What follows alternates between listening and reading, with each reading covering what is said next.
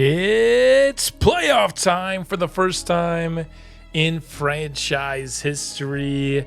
Season 4 of the existence of the Las Vegas Venom, and they have secured the 8th seed in the Western Conference Finals after going 2-0 in the play-in tournament, defeating the Rockets and the Timberwolves. That all happened last episode. And we've got a matchup against the Dallas Mavericks, who won 66 games this season. We saw them in a game a few episodes ago where they beat us by double digits, and the Venom failed to surpass 100 points in the ballgame. Their defense locked us down for extended stretches, and that was before even any playoff specific defensive settings changes that we'll be doing here for the playoffs to make it even harder for us to score now that we've reached the postseason. Let's take a look here and scout our opponent a bit. At the top of this team, there are two superstars, and Zion Williamson was one of the highest vote getters for some awards this year. He was top 5 in MVP voting this season. He was also a first-team All-NBA player, 28 points per game, 8 rebounds, 6 assists, 1.5 steals, just under a block here. He shot 62% from the field this season for Dallas, and he was also the biggest problem for us in that regular season game that we watched a couple of episodes ago. He was excellent. Cooper Flagg, due to some injuries, only was able to play 54 games, but he was excellent in them. 26.5 points, 8 rebounds, 5 assists, over 2 steals, just under a block as well. He's also shooting 50% from the field, also 40% from 3 on just under 8 attempts per game. He is one of the highest overall players in this entire game now, 96 overall for the guy enjoying his rookie season right now for Dallas and already showing a lot of promise in real life. He has definitely realized a grand majority of that potential here. Age 22, he is an absolute menace. These are the two guys that if you want to stop this team from scoring, I don't know why that brought us back to the Venom here. That's kind of annoying, to be honest. If you want to stop this team, these are the two that you have to really focus on guarding. Jaden Hardy, though, as their third option, also above 20 points per game. He's not much of a passer at the point guard spot. He's definitely more score first, but when you have playmakers at the forward spots, you can definitely afford that. He's shooting about 50% from the field. He's shooting 43% from 3 on 8 attempts per game, the most attempts on this team. He's somebody that you are going to have to pay attention to when you're on defense if you're the Venom. He is probably the most gettable player defensively in this starting lineup for Dallas, though, so something to monitor there. Malik Monk is always a great shooter. He is averaging 19 points per game, shooting 40% from 3 on 7 attempts for this team. He doesn't start every single game. We'll see what they decide to do here in the postseason, but he started about 2/3 of the games that he played in for Dallas this season. AJ Mitchell, who has certainly earned higher than a 78 overall with kind of what he's been doing so far this year in real life for the Thunder, but in this game, 78 overall. Still a key part of this team. The guy is averaging 16.6 points per game, 5th leading scorer. Then the last guy above double figures is DeMar DeRozan. But Derek Lively, if you're just looking at overall, is the 3rd best player on this Dallas Mavericks team, and he's one of the few guys that I've seen actually give Will Burke some problems. At 7'1" with a 7'7" wingspan, and with his athleticism, he definitely can cause some issues for Will Burke and make some of those shots that he seems to be able to get easily over other opponents that are a little bit more difficult with a guy like Derek Lively. He's not going to be a high volume guy, but he can be used in the pick and roll. He's certainly a good rebounder and defender with that athleticism, so gotta watch out for that if you are looking at the Mavericks. He's a guy who I think poses us a unique challenge. I don't think a lot of players can defend Will Burke, but when you have one of the few who can, that makes what we do offensively a lot harder. They also have a great defender here in Lou Dort. Daniel Gafford is a really good backup big. This team was the #1 seed for a reason. They are talented at the top, and they have good depth that has been very productive for them this season. So how are we going to try and defeat the champs? What is going to be our strategy? Well, one thing I'm going to be doing with our rotation, at least, I guess 2 things. One, I think I'm removing Jack Finley. I just haven't seen enough from him, in his rookie year to justify having him in a postseason team against a team that is the caliber of Dallas. I just think the lack of badges and the low starting overall for Finley, he's just going to be a liability. Not only is he pretty attackable on defense, he doesn't provide enough offensively to justify the attackability on defense. Whereas Anthony Simons is attackable. He's the most attackable player that we have defensively, but he is often our second best scorer on the court in almost any lineup that he is in, so he justifies it. Finley doesn't. So we are narrowing our rotation down to 8. And the other change I'm making is that all throughout the series thus far, I've viewed blocks of minutes in 4-minute increments. I am reducing that to 3-minute increments here for this series, just because it allows me to be a little bit more flexible. I tried my best not to ever have a player be on the court for only one 3-minute increment, though. The one exception will be Greg Weber. He has a 3-minute increment at the start of the game and then at the end of the third quarter. I couldn't avoid it with him. But for everyone else, whenever they're on the court for at least 6 minutes, which is a half of a quarter, of course. In doing this, I have upped Ken Nixon's minutes to 39. He often ends up kind of underproducing his minutes total, just based on how it has been recently. So I upped his minutes, and he should be getting those 39 minutes pretty reliably. Will Burks at 36, Jarris Walker's at 33, and then Weber and Dunn are at 30.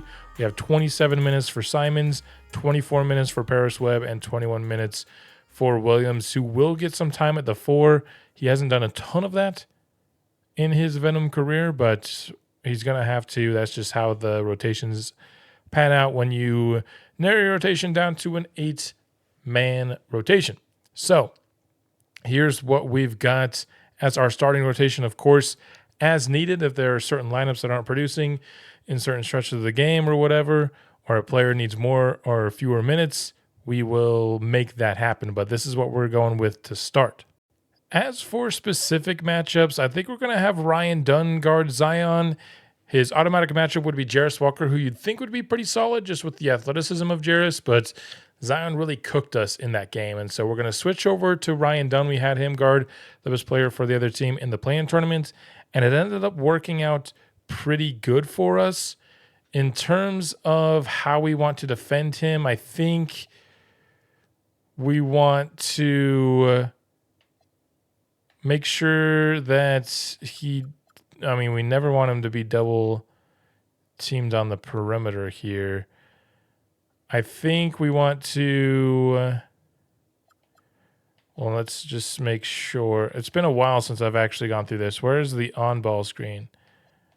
Let's make sure we're going under screens here. If we can try to force him into jumpers, that would make sense. I don't really want to force a direction here. Off ball, I think we can play moderately. On ball, of course, we're going to want to play enough off of him that he might shoot. I think makes a lot of sense. The other player that we're going to create some custom things for is Cooper Flagg, who's going to have Ken Nixon guarding him. I think that's just our best option. I don't love this. We're going to make sure that we are tight on him at all times. And that is going to be what we start with, I think. If we need to continue to make further adjustments, we will. But that's how we are going to play these Dallas Mavericks. I think there are some of their shooters that we just want to make sure that we are staying tight on them and that we are staying attached on them as well. Let's make sure we're doing that with Cooper Flagg as well. Never leave Cooper flag. Where's the stay attached here? Always stay attached to Coop. We also probably want to do that for Monk. I mean, his 3-point is actually only a B. Why is that? I feel like Malik Monk is a much better 3-point shooter than that. So I think we're actually good there. Make sure that people aren't leaving Hardy wide open and Cooper flag wide open on the perimeter off of rotations and double teams and such. Other than that, I think this is how we are planning to defend the Dallas Mavericks. But of course, if I'm going to make custom defensive adjustments for us against Dallas, I also have to be able to allow Dallas to do the same for us. And since the CPU doesn't do this type of thing, I do it for them. And so what Dallas is going to do is they're going to have Cooper flag be the primary defender against Nixon. I think this is their best option. I don't think having Jaden Hardy be the defender on Ken Nixon would be wise for Dallas. And they're going to be tight on and off ball pressure. They're also always going to stay attached to him. Apart from this, I have always stay attached to Anthony Simons, and I have Will Burke tight, and stay attached as well at always.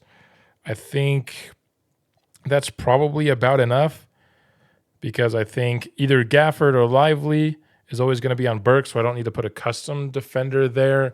And then, yeah, I think this is just the best lineup. I'm not going to custom make the lineup for this team. I'm going to allow them to use the lineup that they've used to become the 1 seed. Sometimes I will make custom lineups if there are certain things like I believe a player should 100% match minutes, which could be the case of saying that Lively should match minutes with Will Burke, but I think Gafford is a very competent backup center, so I don't think that's really necessary. And then with Cooper Flag playing 41 minutes, he's likely going to be on the floor most of, if not all of, Ken Nixon's minutes, so I don't feel the need to really go in. This is what the CPU, this is what Coach Kidd came up with without any input from me. So, and I think this is a good 9-man rotation from Dallas. So with the starting strategy set, let's go ahead and kick off playoff basketball for the first time in the series.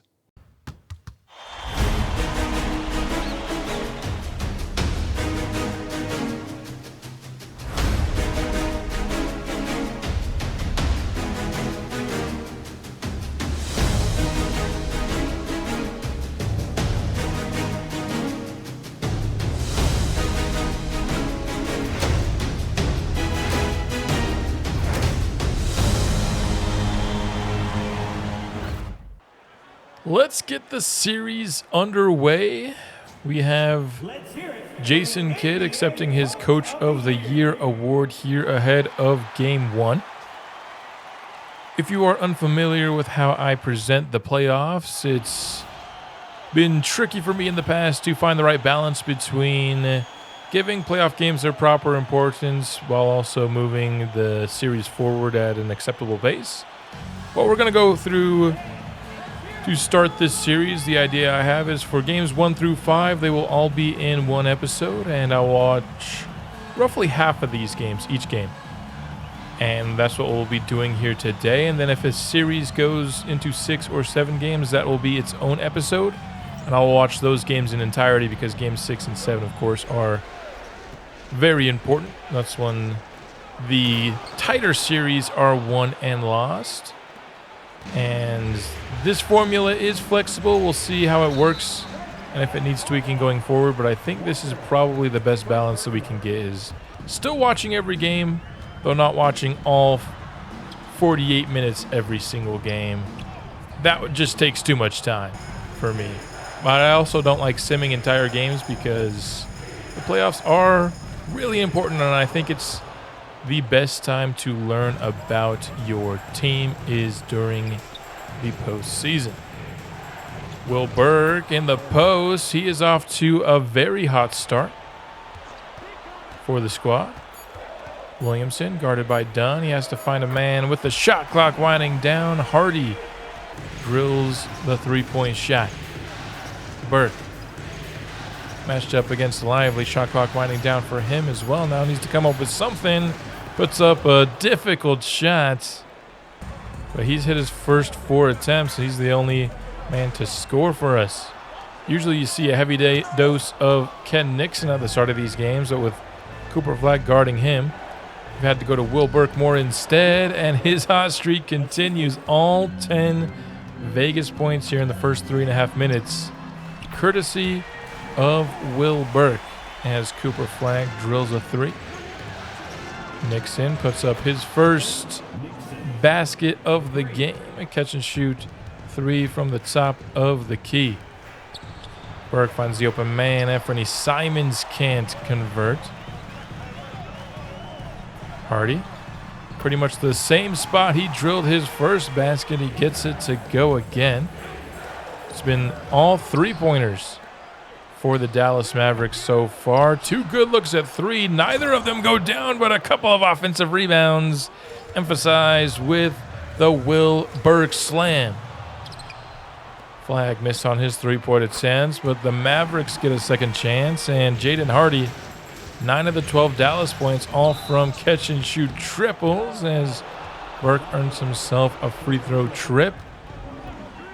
Lively having a lot of struggles trying to guard Will Burke here in this first quarter. But Zion jams it right in the face of Will Burke here. As I mentioned, of course, we were watching roughly half this game, so halfway through the first quarter, we will hop into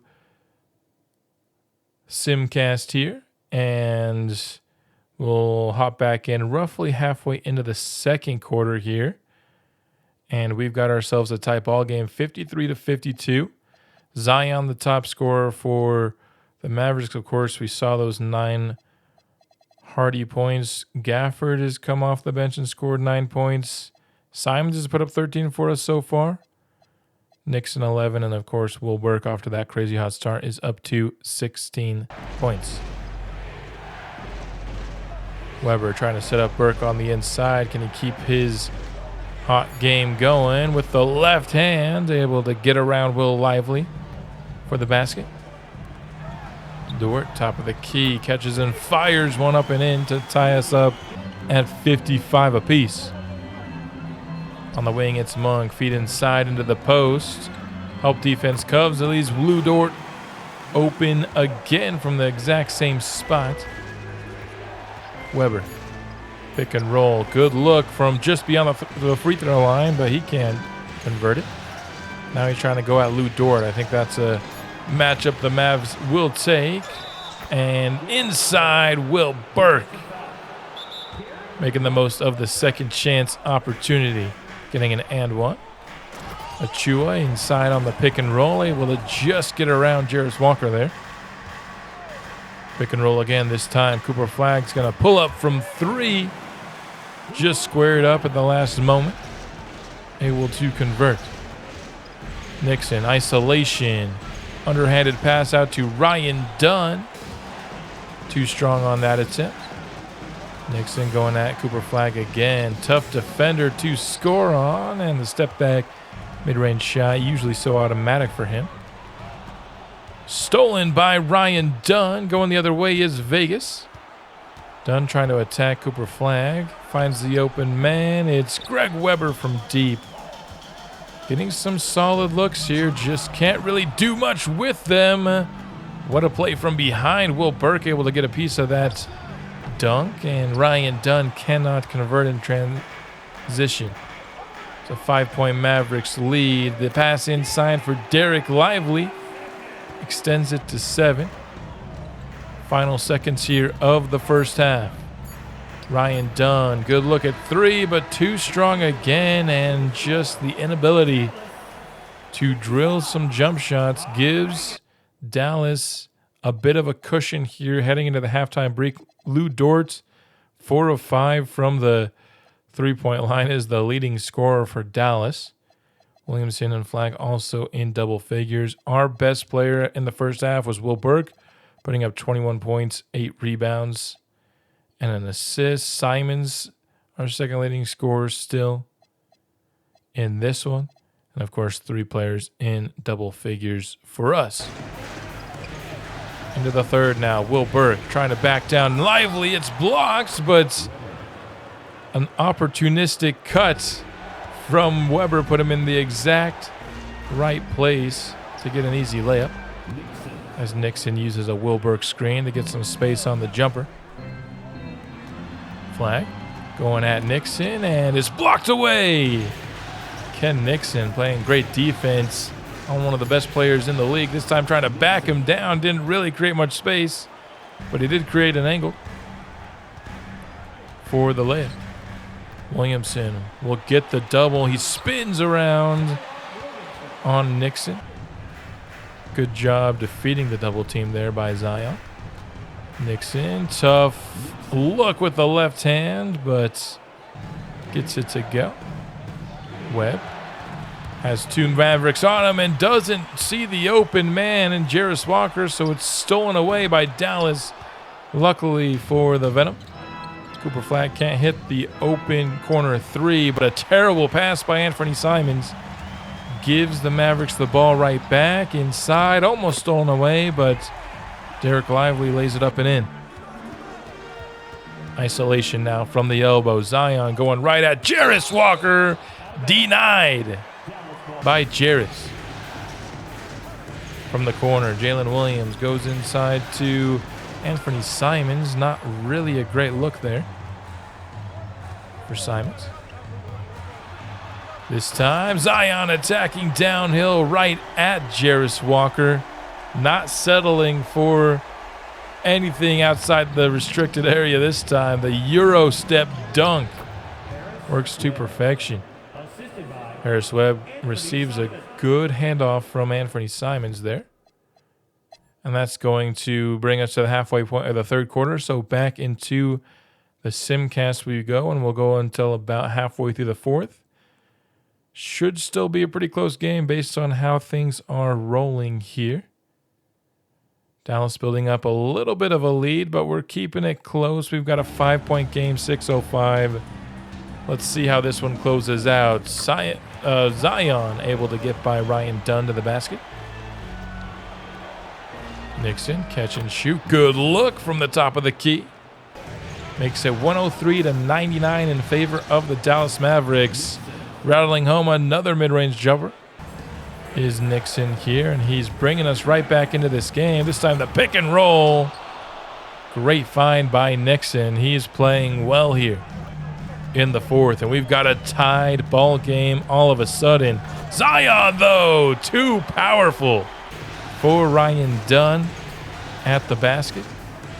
Burke inside, tough shot there. Lively played some great defense, but Wilberg able to get it to go. That three by Malik Monk gives Dallas back the lead, and with 3 minutes left, we're going to watch how this one goes. No more cuts. Who can come through in the clutch? And that's a bad pass by Ryan Dunn. It's picked off by Cooper Flag, who finds the open man in Zion Williamson in transition. 110-105. Inbound to Nixon. He'll bring it up the court. Gets a screen from Ryan Dunn.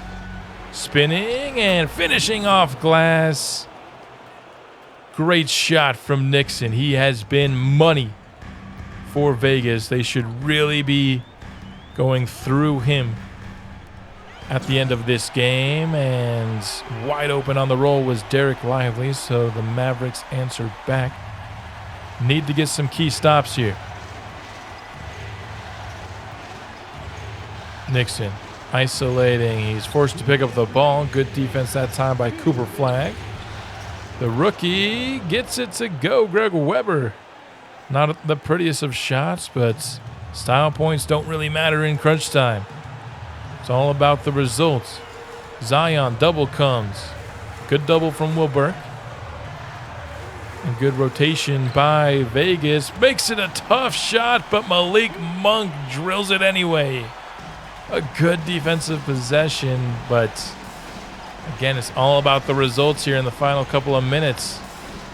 And we're down 2 possessions here. Nixon, I said I should go through him, but Cooper Flag has really stepped up the defense, not giving him anything. 4 seconds left on the shot clock. We need to come up with something. It's a step back mid-range shot. Not a bad look, but Nixon unable to convert it. into the paint. Zion up against Jarris. He's going to get called for 3 seconds. Took a little bit too long there to make up his mind as to what to do. And Jarris Walker did a nice job making it difficult for him. Nixon with it. He's going to get a screen from Will Burke. Outside to Weber, but the defense never really collapsed on the drive, so no one was open. And the three-point shot too strong. We need a stop here to keep ourselves alive. We're going to get a foul by Nixon. We did have one to give, so it's smart to use it now, so if we need it down the line, we can instantly send them to the free throw line. Inside, Lively had a shot at the basket. He gets fouled by Burke. It's a good foul there. That's who you want to send to the free throw line in this sense. And he had some space inside.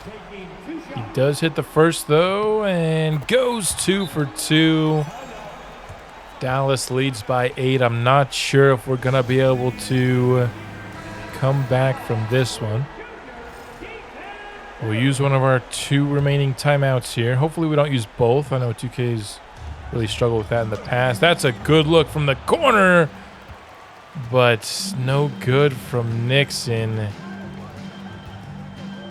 Needed that shot there. Monk, for some reason, taking a shot early in the shot clock. In the corner, it's Weber. We just need somebody to shoot the ball. What are we doing? We're taking all that time just to shoot a 2? I mean, honestly, our chances were pretty much slim to none anyway, but that's officially going to do it for this one. Nixon missed a couple of shots. They weren't necessarily easy shots except for that corner 3. Definitely needed to hit that one. Got a couple of unlucky plays defensively. The Malik Monk tough 3. It wasn't like the toughest 3 ever, but that probably ends up a miss more often than a make. And then Lively 2 for 2 from the free throw line. But ultimately, the number 1 seed just executed better down the stretch than we did. 29, 6, and 6 from Zion to lead Dallas in this game. The next leading scorer was 16 with Cooper, who was just 6 of 16. So Ken Nixon did some nice things defensively there on him. And there you have it on the Dallas side. 27, 7, and 6 with 2 steals from Nixon, 11 of 20 from the field, 5 of 9 from deep. We had 25, 12, and 2 with 2 blocks from Will Burke. He was 11 of 15. Probably should have had more shot attempts. 19 shots for Anthony Simons, probably a little bit too much, especially 3 of 13 from 3, but still he put up 23 for us. 12 for Weber, 11 for Webb, the players to reach double figures for our team. So let's hop into game 2 now, and this time we are going to start in the simcast. I want to watch the portions of the game that we simmed last game, and so that we can kind of see every portion of the game, which rotations, which lineups are working, which ones aren't. Very low scoring in the first 6 minutes of this game. It's 9-6, make it 9-9 now after Anthony Simons hits the open 3. I mean, if he's taking shots like that, yeah, take all the shots you want, but 3 of 13 last game from deep was pretty rough for Anthony. Simons looking inside, finds Ken Nixon, who floats into the air and slams it down with 2. Such an aesthetically pleasing dunker, Ken Nixon. I'll say that about him. Nixon trying to go at Cooper Flag. Good defense, but it left Paris Webb open from beyond the arc. Cooper awaits a screen. And Nixon going under left Cooper Flag a wide open triple. This time it's pick and pop for Las Vegas, and a good finish around Cooper. Scoop finish with the left. Of course, that is his dominant hand, but a block by Jalen Williams on the inside attempt from Daniel Gafford.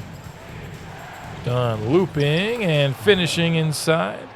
Able to get around Gafford for the bucket. Nixon, deep triple, nails. Makes it 21-15 here. The scoring has certainly picked up over the second half of this quarter. Daniel Gafford playing some cleanup on the offensive glass. Zion gets right around Paris Webb way too easy. on that basket. The acrobatic finish. Simons inside to Williams. Gafford goes for the steal and left Williams all by his lonesome. On the wing inside. Good feed from Nixon. Leads to a Paris Webb slam. We're into the final quarters here of the first. Monk gets a solid look at three. Can't get it to go, but it's a 25-19 Las Vegas Venom lead. Heading into the second, where Anthony Simons can't get the mid-range shot to bank itself home. But Will Burke can get the scoring going for us in the post. Dunk by Zion is the first basket of the second for Dallas, and wide open was Weber, making the most of that opportunity. Zion going right at Paris Webb in isolation, and Paris holds up this time around. Ball movement by Vegas. It finds its way into Simons. Strong drive inside. Able to get the shot up before the help defense could fully get there. Zion, good take, just too strong for the interior defense there. Inside, Burke, and one opportunity. Jared Vanderbilt on the defense. Quite a bit smaller than Will Burke. 9-point game here, 8 minutes to go in the first half, and Zion continues to show off the strength, that time drawing a foul from Jarris Walker. Hop step, and I thought he had an opportunity at a basket there, and instead tried to go for the pass, and it went well over the head of A.J. Mitchell. And off the inbound, Anthony Simons banks it in. Will Burke inside, layup falls. Lively just wasn't in a good position there, and we have reached the halfway point, so back into the Simcast we go to see how this first half ends up shaking out. And it looks like we will probably hold the lead heading into the break, and we will. 53-45 in favor of our Venom. This time it's Cooper Flagg leading the Mavericks at the break with 14 points. Zion, the only other Maverick in double figures. He's 4 of 7 from the field for 11 points. So not getting quite the three-point luck of the role players that they got. Of course, they had Lou Dort and Jaden Hardy combined for 7 made threes at the half last game. Will Burke has been awesome. 20 points, 6 rebounds, and an assist. He's the only guy in double figures, but Nixon does have 9 points and 4 assists here for us. And that's what we have heading at the break. Nobody's really shooting all that poor. It's probably the worst was Anthony Simons there. We'll simcast to about halfway through this third quarter now. And yeah, we'll hop in right here. 63-56 is the score. Flag. Just a little bit late on the contest there was Nixon, and that was enough to have Flagg drill the triple. Nixon now going right at Flagg, and this time able to get by him for the basket. I noticed that we didn't have a center on the court, and then all of a sudden we had Hartenstein on the court. It's because Jalen Williams has an unknown rib injury in this game, and so he's not out there when he usually would be. Now we switch to Bobby Portis. The rotations get a little bit funky when somebody in your custom-made rotation gets injured. Luckily for us, it wasn't a super bad injury from Jalen Williams. In fact, he returned later on in this quarter for us. Simons, just kind of a messy play there, nothing really doing. Ryan Dunn was trying to set a screen and ended up getting in his way, but Dunn makes up for it with the defensive steal, and it leads to a Bobby Portis jam. Zion going at Ryan Dunn. Dunn playing some good defense. Tough shot from Zion, but he makes it anyway. I don't mind that at all. That was some good defense by Ryan Dunn. Simons, 3 seconds left, needs to come up with something, and what he comes up with is 3 points. DeRozan inside, Vanderbilt. Defended by Jalen Williams. Able to avoid the 3-second call, but Daniel Gafford corrals the miss. Simons inside. Will Burke slams it right on the head of Gafford. What was that from Will Burke? That was like a steal attempt that was a full second delayed, and it left Daniel Gaffer to the easiest lane for a layup I've ever seen in my life. It's going to end the third quarter here. And we will get right into the fourth, where we'll get a Ken Nixon turnover to get things started. Mitchell trying to go at Nixon. Instead finds the roller. It's Daniel Gaffer on top of Jalen Williams. Simons with it. Isolating against Lou Dort. That's a tough guy to try and score on. And he's just going to get called for a 3-second violation. That is an unacceptable offensive 3-second. You are the ball handler, and you dribbled into the paint, and then you just sit there backing him down until you get called for an offensive 3-second violation. That's horrendous stuff from Anthony Simons there. Oh, my goodness. Nixon in transition gets a good feed from Jarris Walker, turning the turnover into points. And Greg Weber gets a steal, gets the lane to the basket, but a last-second contest, and the rookie misses it. 5 seconds left on the shot clock. It's blocked away by Jarris Walker. Nixon using the best play in our playbook to get the easy dunk. Flag, way too much space for him from beyond the arc. Trims it back down to a 3-point game here. Walker trying to go at Zion, not really doing much. And Burke unable to get the layup to go with Daniel Gafford in tight coverage. Flag, another good look at three, ties us up at 80 apiece. Under 7 minutes remain in the fourth quarter. The behind the back dribble gave Nixon a ton of space in the mid-range. Great job by him to create some space. But Cooper flag going right at Weber for the easy basket on the other end. Quick shot by Will Burke, no good. Transition three from Hardy. It's the first points he's had since he had those 3 early triples in the first quarter. But obviously that long stretch didn't cool him down. A bad pass from Will Burke trying to go inside for Weber. Hardy pulls up mid-range, and back-to-back buckets for him. The Mavericks lead by 5, and it's going to be extended here by Malik Monk. Getting caught going for a steal and leaving the lane open. Good drive inside by Jarris Walker. Getting an angle right underneath the basket. Stolen away by Will Burke. Pass ahead to Jarris Walker. Nixon now in the corner. And nearly stolen, but Jarris Walker gets to the lane for the dunk. Once again, we have a tight game. Final 3 minutes. We're going to see how it plays out. No more cuts here. Zion on the wing. Up top for flag. Got the best defender we can have on him here. But a good screen gave flag a good opportunity at 3. Fortuitous that he missed it, and a good transition find. Weber inside to trim this down to 1. Zion takes a screen. He's going to go right at Ryan Dunn, and Dunn's going to get called for a reach-in. A little unnecessary there. I thought he was playing some pretty good defense on Zion. Gives Dallas a chance to reset. They find Malik Monk off the inbound for 3. Monk has been a clutch 3-point shooter down the stretch in these first 2 games for Dallas.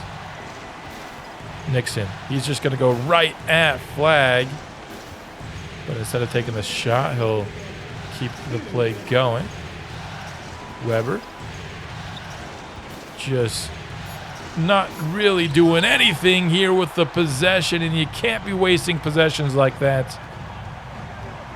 He had a pass up to the top of the key to Nixon that he decided not to take, and it was just a bad possession altogether. And it's going to be paid off by a Cooper flag 3 on the other end. All of a sudden, it's a 7-point ball game. After a couple of Dallas triples, we need something this possession here. Nixon spinning, trying to find some space against Cooper Flagg. He eventually does find it. Keeping that dribble alive. Eventually, you're going to find something good. Zion, right at Ryan Dunn, gets the foul call there. It was definitely a foul. But that kind of strong takes like that is what I'm wanting to see more from our team here. First free throw falls in for Williamson. Second one does as well after rattling around the rim. So it will remain a 7-point ball game. Once again, it's time to start getting some stops. We were unable to get the stops we needed last time. Weber, a solid look at three. Cleaning up the glass is Burke.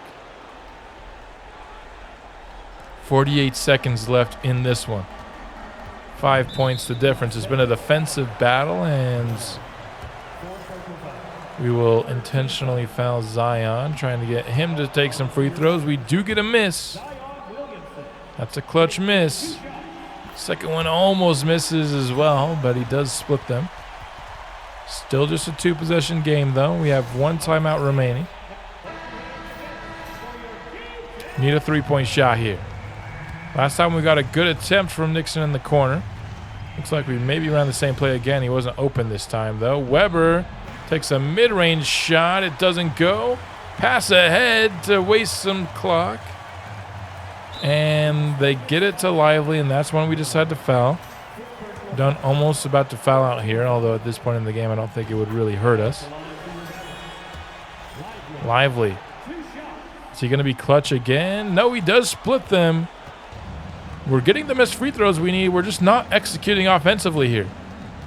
We need a quick shot. We need it to be 3. Instead, it's a 2-point shot. Yeah. Our offensive execution down the stretch in games 1 and 2 has been pretty poor. Now, Jarris Walker with his 5th foul. Again, though, I don't think fouling out is really that big of a deal at this point. But taking 2-point shots is just not going to get the job done. I mean, a Greg Weber mid-range shot, really? That was the shot that we decided to get a couple possessions ago. Ken Nixon. Oh, okay. I mean, why is the play that we ran getting it to him in the mid-range? It put him in a tough spot because he had a wide-open lane to the basket, but we needed 3 points, so we tried to pass it out, ends up turning it over. Run a play that gets him a shot, gets him at the 3-point line. Like, how is that difficult? And then just a atrocious pass there. This is going to end up looking not as close as it was in the end, but... And now Greg Weber. Oh, guess what? We're going to take another mid-range shot. The game was already over, so that one didn't matter. But what are we doing offensively down the stretch in these games, man? Awful, awful, awful execution. We got the missed free throws that we needed to keep ourselves in the game, and we decided to take 2-point jump shots the entire time. How many 3-point attempts did we even get in the final 2 minutes of that game? Not even makes, attempts.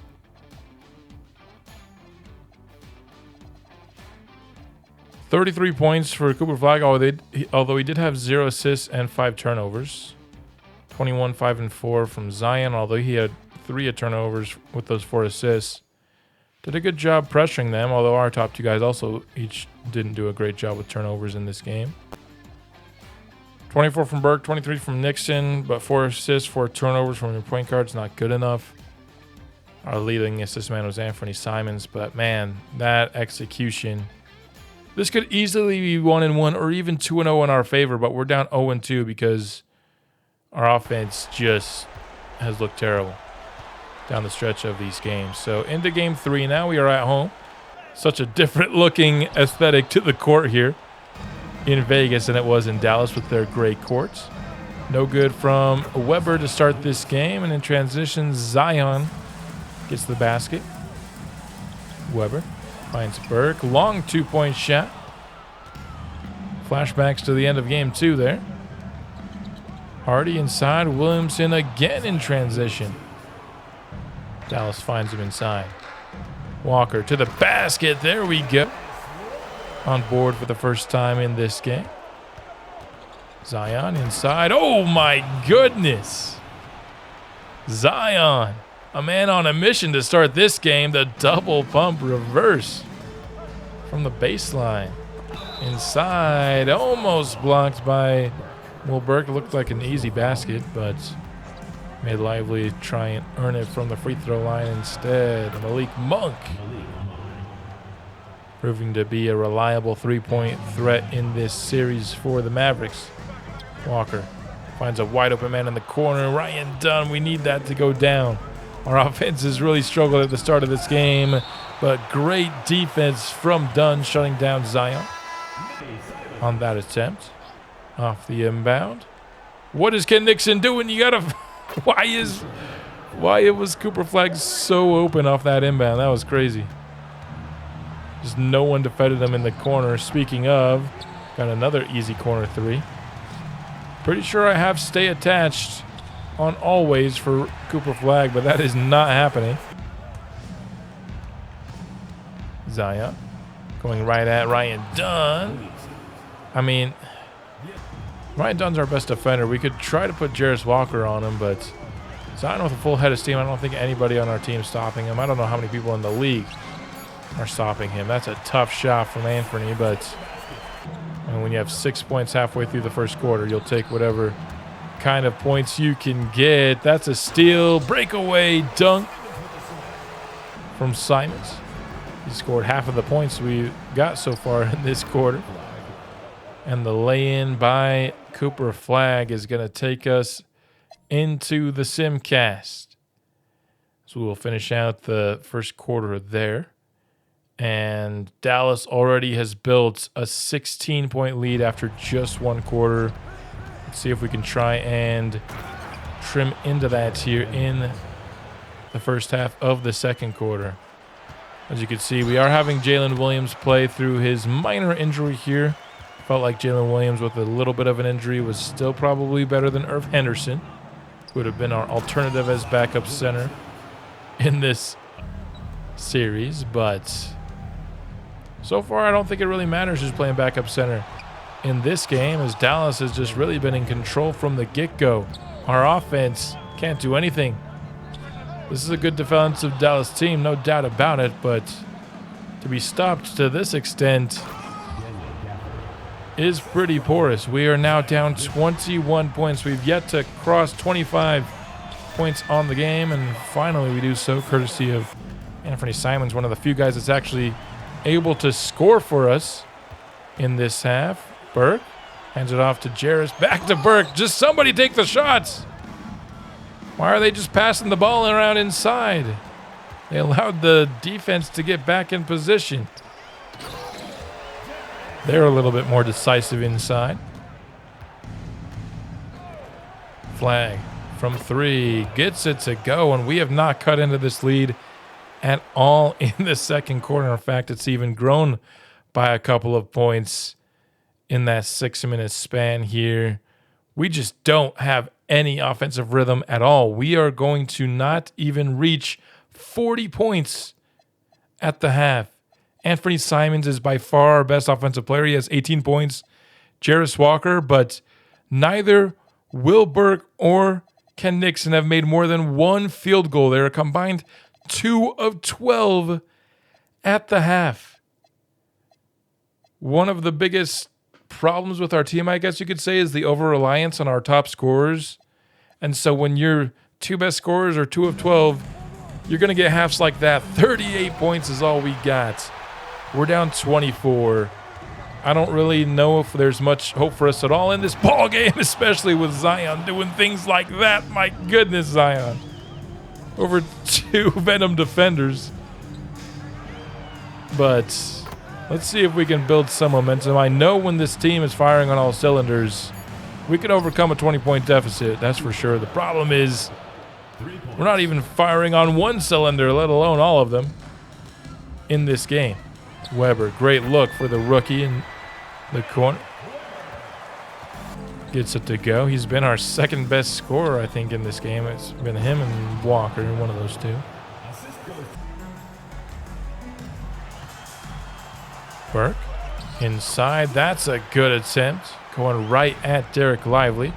Like to see more of that. There he is playing good defense and playing good defense again. First, the deflected alley-oop attempt into the block, and then a fancy finish in transition. I'd celebrate that more if we weren't down 20 points, because that was a nice dunk. Keeping it to 20 points. Anthony Simons, the leading scorer in this game. Blocked by Jarris Walker, and nearly blocked again, but they're going to call a foul on him. I don't even know if I really saw much of a foul there. Maybe a little bit. Baseline midi from Nixon falls, and cleaning up the offensive glass. Derek Lively just all over Jalen Williams, and eventually Jarris Walker blocks it into the hands of Williams, and in the corner, Harris Webb for three. We've cut into the lead a little bit here as Jaded Hardy drills the three from the top of the key, and inside, Simons continues to be a reliable player for us. It's been his best game, and we really needed it to be because other players haven't really shown up for us. But Anthony Simons is your best player is not a playoff caliber team. I'll just say that. So we will go to the end of the third here. I mean, sure, we'll give this team one last shot to see if we can do anything here in the fourth. We're going to need an early run by Vegas to really spend much more time at all here on Game 3. But it's looking like it's going to be a commanding 3-0 series lead by Dallas here in the series. Was hoping maybe being in front of the hometown fans would give this team a jolt. It almost did the opposite. I wonder if just losing those last two games in the final 3 minutes as badly as we did, if that just kind of sucks some of the energy out of this team. It really seems to have, because you don't see Ken Nixon miss on those very much, and then Cooper Flagg doesn't miss on the other end. Yeah, this one's over. I ended up watching a little bit more of this, but I'm not going to subject you guys to that portion of the game that I watched. 123-89. We couldn't even reach 90, let alone 100 in this game. Nixon was 5 of 18 and 0 of 7 from 3. Yeah, we got 30 from Anthony Simons. Nobody else got more than 13 points. Will Burke didn't even hit double digits. He was 3 of 10. What was going on with the team in this game? I have not seen Nixon and Burke both be stifled to that level ever. Since even Burke was a rookie, I haven't seen these two combine for fewer than 25 points. Usually we get 25 points alone from one of them at least. So we're going with a jersey change here for Game 4, trying to get some different vibes in to keep our season alive. If we lose this game, our season is over. Nixon off the glass, no good, but Will Burke inside, able to flush it back home and in. Nixon, transition, the steal into the dunk. I'm liking the energy at the start of this game much more than I did in Game 3. Burke has Flagg. He'll spin around and lay it in off the glass. Flagg, a lot of space from 3, decides to hit the roll man instead, and that was a good decision. Zion looping around, going inside to Derek Lively, and the block by Will Burke leads to a shot clock violation.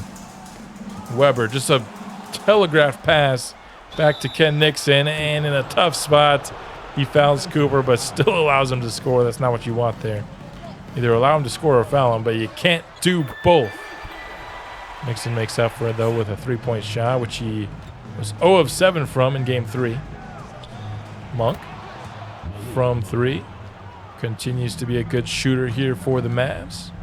Got it all tied up at 11 apiece. Inside, stolen away by Will Burke. There was not a lane there for Zion Williamson to try some fancy pass.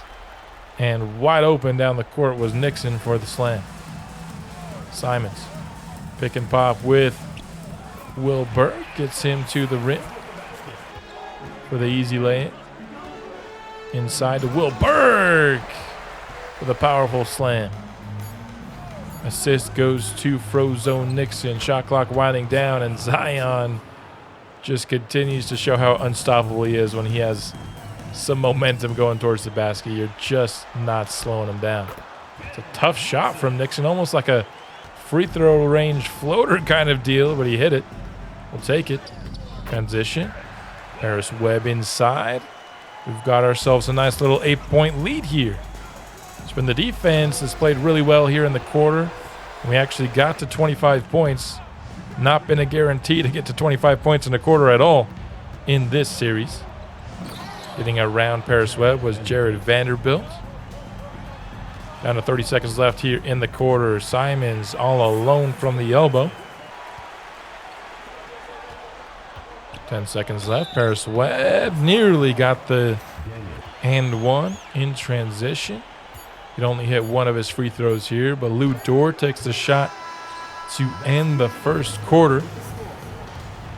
But an 11-point lead by the Las Vegas Venom.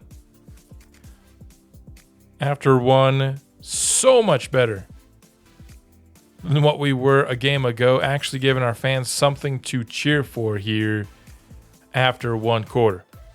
So I'm just going to let you know now, my plan for Game 4 was to watch the entirety of quarters 1 and 4. So we're going to have a large section of the game be in the simcast here going forward. And unfortunately, you're going to kind of see it go forward. Our team did not do quite as well. They didn't carry the momentum of the first quarter into the simcast, as Dallas will have a 2-point lead at the half. Still, of course, a very close game. It's not nearly as bad as Game 3 or anything, but we had an 11-point lead after one, and it was erased in the simcast here by the Mavericks, who outscored us by 13 for the quarter. Malik Monk, the leading scorer for Dallas at the halftime break. But much better games from our top two players for sure. Continuing on with the simcast here.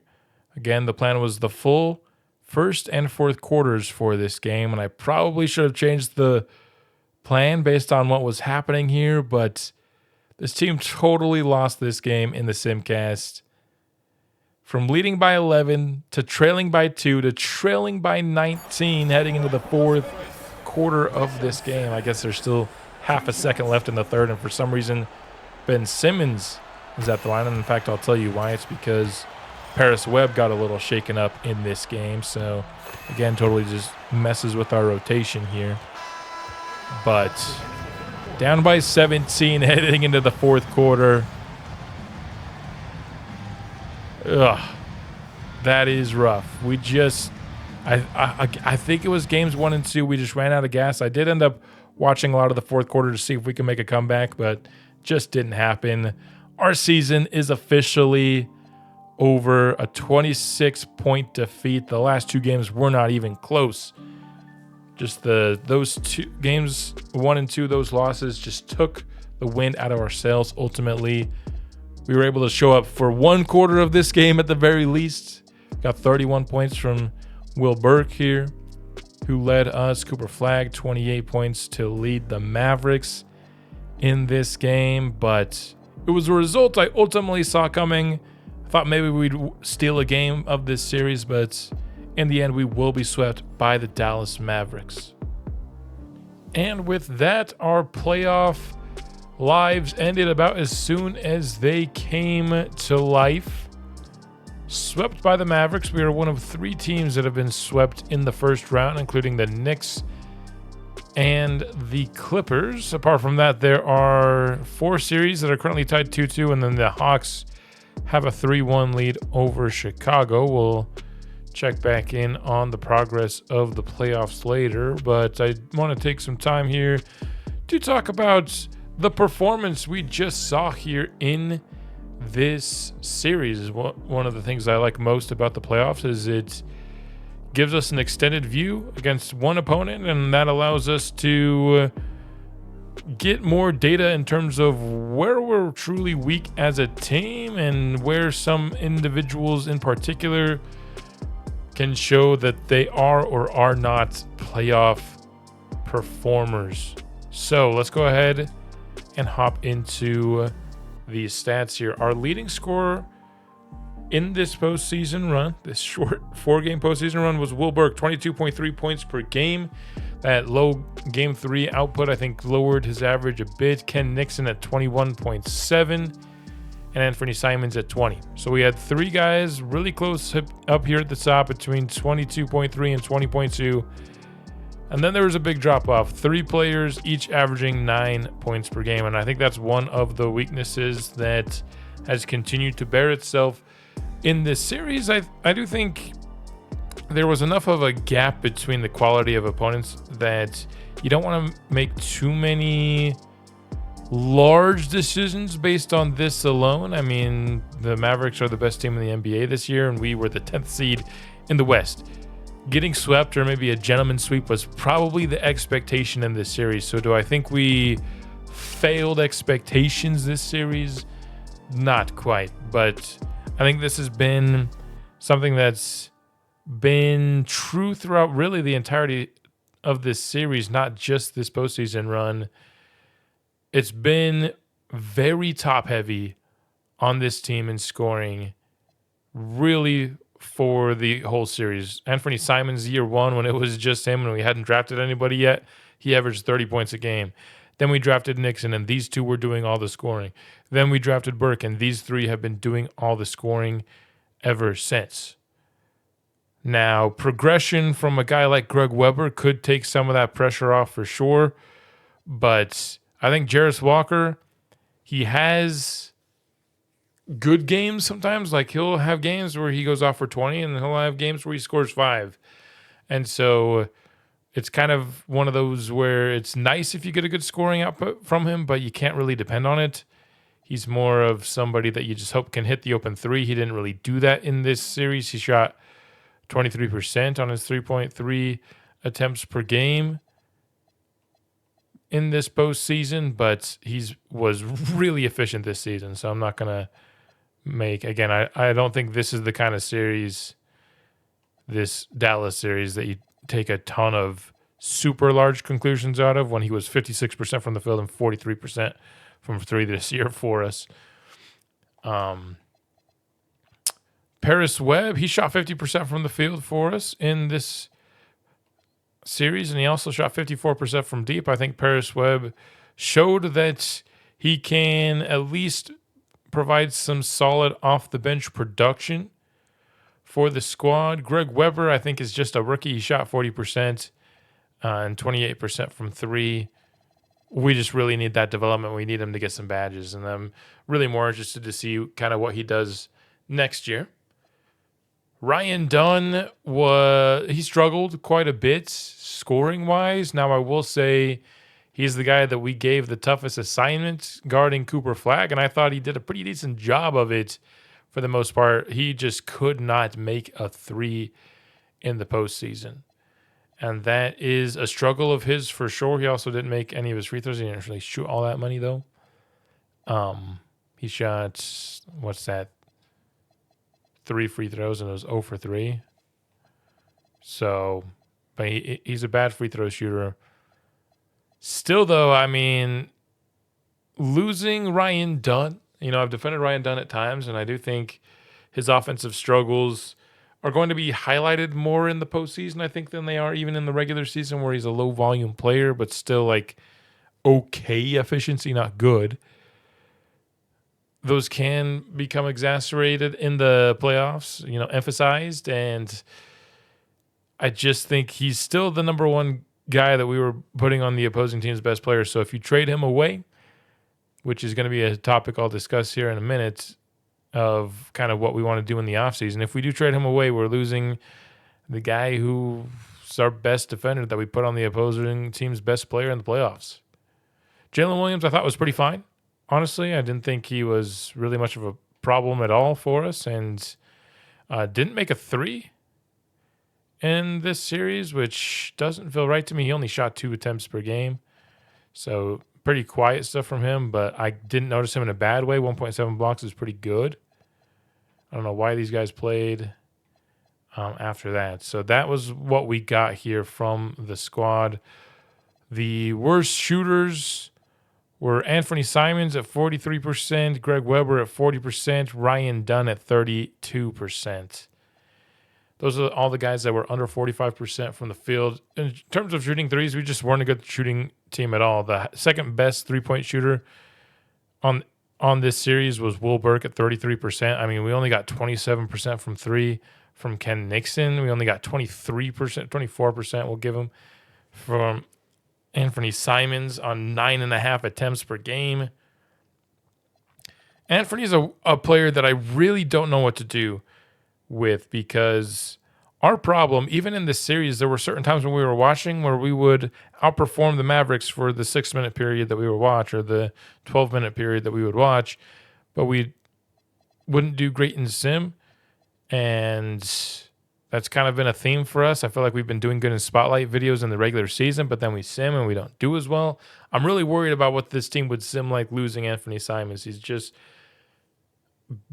been a player that we've relied so much on scoring wise, and I do think internal development can take over that role, and I think he'll have some value just given the body of work at this point of how many years he's been an efficient scorer, whether as a starter or sixth man. He can do either one.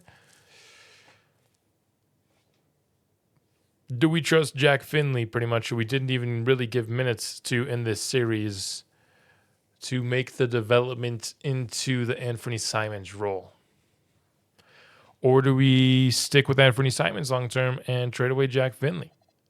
I think that's a question to ask here for sure. I'm not worried about Ken Nixon's versus recent games. I think, so he had 27-23. He had the 13-point game in 24. Just the three ball wasn't falling. He had Cooper Flagg on him, who's maybe one of the toughest matchups for him to go up against in the entire league. Wasn't really there much to be concerned about with him at all. And, I mean, yeah, that 9-point game really drug down his average. 25, 24, 31. Rebounds a little bit fewer in that category than we usually see him, but Lively's a pretty tough matchup. Saw him rack up 7 blocks and 2 steals there in Game 4 in the elimination game, so he certainly was trying out there for us. And he was above 50% every game except for this weird Game 3 that really just from the jump we had no chance in. So I don't know. I think ultimately the biggest takeaway from this series is that we just played the best team in basketball this year, and we're just a year too early, maybe even 2 years too early before we can really kind of compete at that level. I think if you look at this playoff picture, there are probably 3 teams that I would say we would have a pretty tough time defeating in this Western Conference playoffs this season. And that was, Dallas is one, of course, San Antonio is one, and I think OKC is one. But Utah, I think, is kind of in a similar boat to us. They have Luka, but a lot of their other pieces are kind of a year away. They also have Ace, who's ready to compete right now. Golden State, we handled them pretty easily in the season opener. I think we could take them. Clippers, I think, would be very easy to take. Phoenix would be the one where I just wouldn't know. We'd have to find out a way to stop both Donovan and Book. But 3 or 4 teams, I think, would have beaten us in the playoffs this year. And we just faced one of them in the first round. We faced the best among them this season. So it was fun to make the playoffs when we were a 39-win team, and we just weren't able to really make any noise. But let's go ahead and see what happens elsewhere around the league for this postseason. You know what? Actually, this is probably by this point going to be a pretty long episode, so I'm going to finish up the playoffs at the start of next episode, where we'll also go through the lottery and the draft preview. I will talk more about the decision of whether or not it will be worth it to trade some of our key pieces away in an effort to trade up in this next draft. And if you have any thoughts about that, leave them in the comment of this video. comment section of this video, or maybe leave it in the next video when I'll be talking about it more as well. But that's all I got for this episode. Hope you enjoyed it. We'll be back soon with another. And until then, Fangs out.